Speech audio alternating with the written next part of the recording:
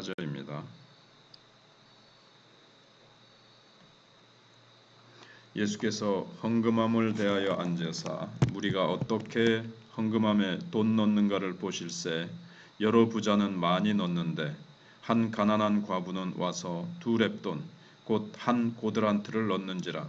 예수께서 제자들을 불러다가 이르시되 내가 진실로 너희에게 이르노니 이 가난한 과부는 헌금함에 넣는 모든 사람보다 많이 넣었도다.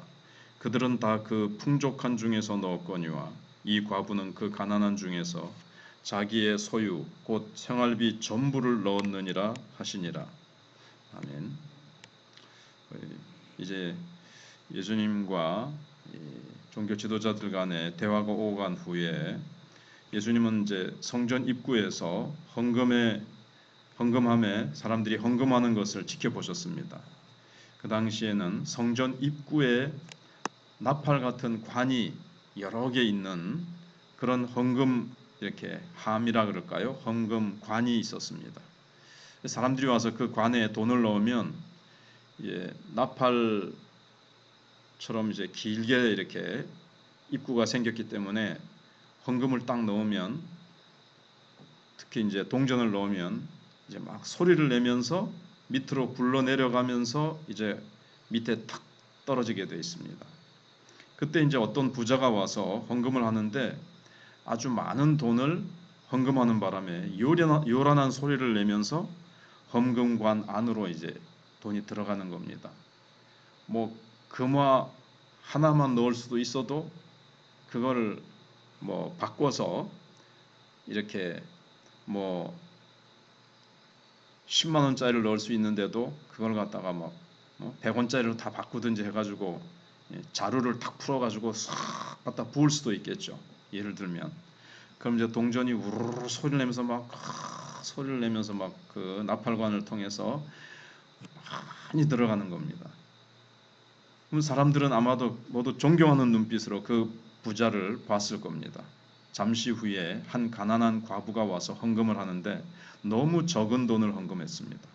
그 당시 화폐 단위로는 가장 작은 동전 고드란트 2렙돈 2푼을 낸 겁니다. 물론 돈이 내려가는 소리도 빈약하게 땡땡으로 땡글 하면서 이제 2개 그 작은 거 그게 이제 굴러 들어갔겠죠. 사람들은 이 과부의 헌금을 별로 주의 깊게 생각하지 않았을 겁니다. 근데 예수님은 역설적으로 가난한 과부가 부자보다 더 많이 헌금했다고 칭찬하셨습니다. 그래서 41절로 43절에 예수님이 그런 말씀을 이제 우리가 잘 아는 이 말씀을 하시죠. 이 가난한 과부는 연보교에 넣는 모든 사람보다 많이 넣었다고 그렇게 말씀을 하십니다. 예수는 분명히 역설적으로 말씀하셨습니다. 이 과부는 결코 다른 사람보다 많은 헌금을 내지 않았습니다. 상대적으로 볼 때 오히려 거기에 있는 사람 중에서 가장 적은 헌금을 냈지만 예수님은 이 과부가 헌금을 가장 많이 냈다고 말씀하셨습니다. 어떻게 보면 이제 절대 평가를 하신 거죠. 상대 평가가 아니라.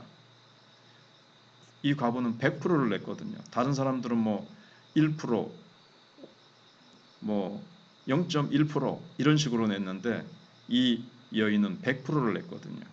퍼센테이지로 절대 평가로 예수님은 헌금을 이렇게 평가하신 겁니다.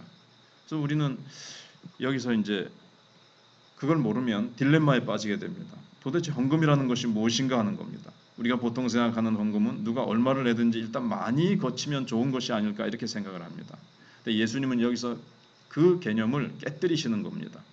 헌금은 하나님의 사업이나 교회 사업을 위해 사람들에게 많이 헌금하게 해서 많이 거치게 하는 것이 목적이 아니라는 겁니다.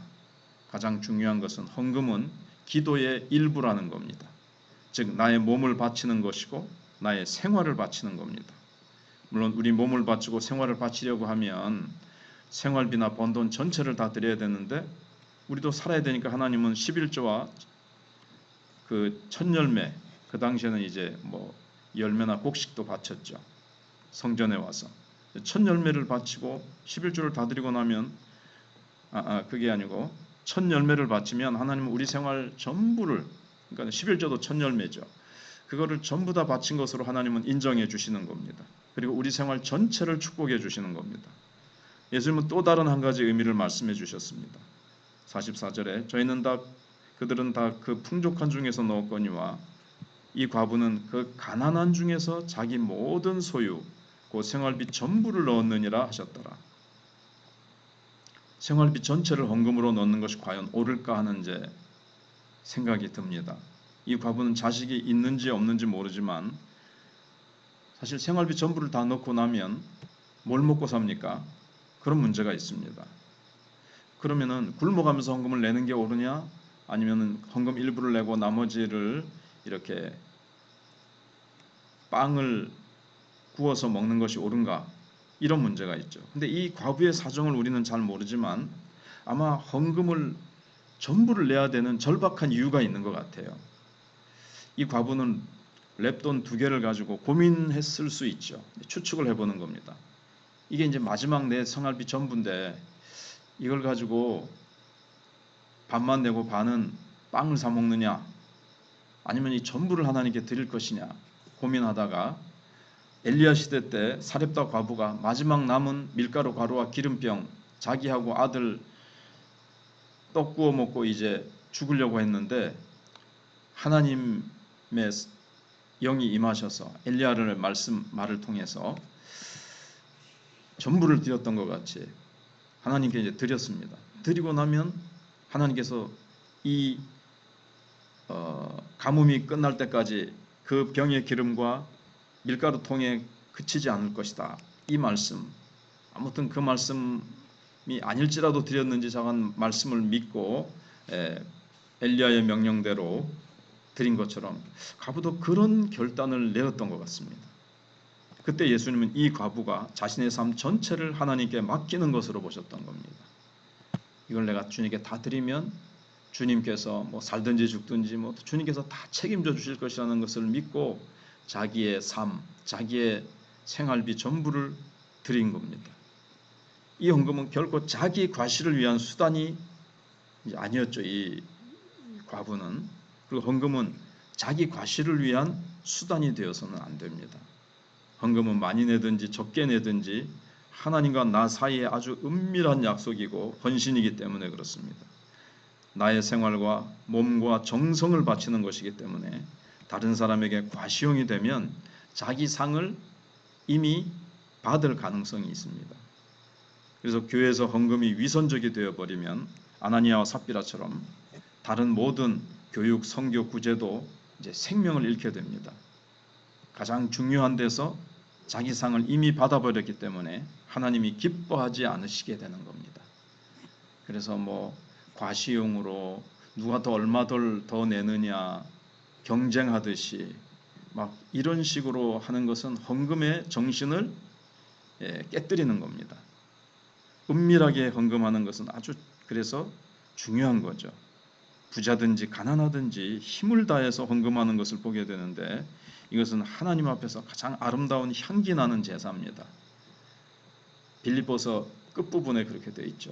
너희가 나를 위해서 성교 헌금을 보냈는데 하나님 앞에 향기 나는 제사다 이렇게 기록되어 있는 것을 봅니다. 우리는 말씀을 통해서 적게 헌금하는 것이 옳고 또 과부처럼 가난해야 하나님이 인정해 주신다는 말도 성립되지 않습니다. 부자가 상대적으로 많이 냈다. 과부는 적게 냈고 가난했다. 근데 주님이 가난한 과부의 적은 헌금을 칭찬해 주셨다. 그럼 가난하고 적게 내야 그러면 뭐 옳은 거냐? 하나님이 인정해 주시냐? 그것도 아니거든요. 그러면 주님의 이 헌금에 대한 개념을 잘못 이해한 겁니다. 가난한 자도 막상 부자가 되면 헌금하는 것이 쉽지 않다는 것을 우리가 또 알고 있습니다. 부자가 더 짜다 이런 말을 하잖아요. 많이 가질수록 더 가지고 싶고 더 이걸 이제 손에서 내놓기가 더 어려워져요. 그렇기 때문에 어떤 의미에서 헌금은 하나님 앞에서 자신을 부인하는 겁니다. 결국 부자든지 가난하든지 자기를 부인하는 만큼 헌금을 할 수가 있고 부인하는 것만큼 하나님의 능력이 나타날 것입니다. 그래서 나를 부인하고 내 삶을 하나님께 전적으로 맡길 수 있는 그런 어떤 믿음의 행동, 이것이 이제 기도로도 나타나고 헌금으로도 나타나고 여러 가지로 나타나는데, 헌금도 기도의 정신으로, 기도의 일부처럼 내 삶과 내 모든 것을 주님께 드린다는 그런 정신이 들어있다는 것을 우리가 기억하고, 무엇보다 정말 우리가 헌금을 하려면 그렇지 않습니까? 자기를 부인하지 않으면 이걸 못 드려요. 자기를 부인하는 것만큼 드리는 겁니다. 안 그러면 그냥 체면 내지는 생색을 낼 만큼만 드리든지, 그냥 형식적으로 드리는 사람도 얼마나 많은지, 정말 이 과부처럼 자기의 삶 전체를, 자기를 부인하면서 하나님께 전부 삶을 드리면서 우리가 헌금할 수 있는 그런 헌금이 되어야 될 것입니다.